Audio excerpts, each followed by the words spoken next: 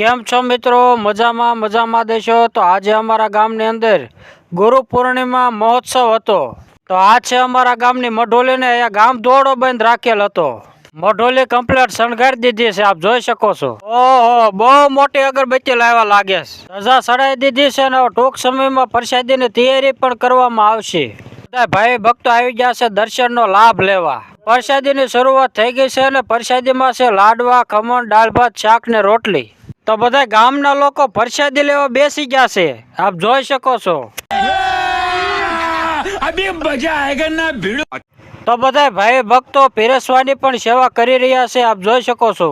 પછી તો આપણે પણ ડીશ લઈ લીધી, કેમ કે આપણે પણ પ્રસાદીનો લાભ લેવો પડે ને। તો આપણે જમવા બેસી ગયા છે, પછી તો આપણે લાડવાની બાકાજી કે બોલાવી દીધી હો। મારો ભાઈબંધ તો કે ઓછા લાડવા ખાય લે હાલે, અહીંયા તો મેળો જાયમો લાગે।